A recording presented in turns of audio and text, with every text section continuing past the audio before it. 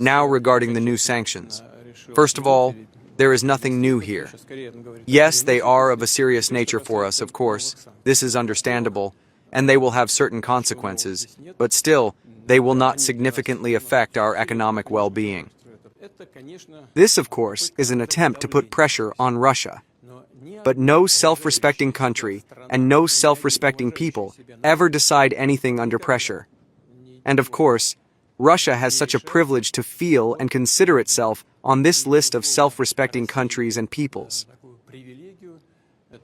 Of course, this is an unfriendly act towards Russia. This is an obvious thing, and it does not strengthen Russian-American relations, which have just begun to recover. Of course, with such actions, the US administration damages Russian-American relations. The US consumes 20 million barrels of oil. They sell something and buy even more, mainly in Canada.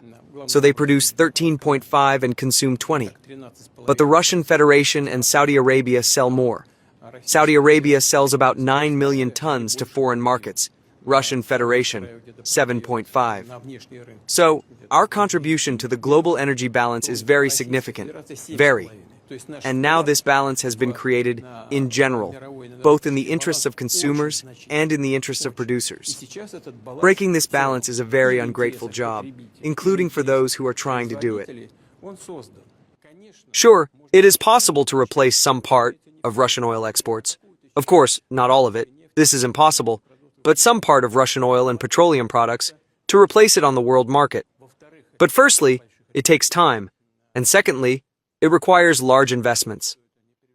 It is not possible to sharply increase global oil production at the moment.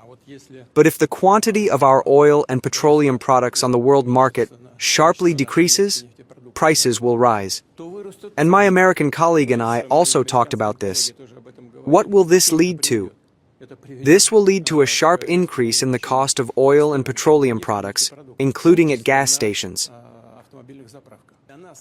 What's important for us is that we feel confident, stable, and despite certain losses, of course there will be losses due to many circumstances, nevertheless, our energy sector feels quite confident.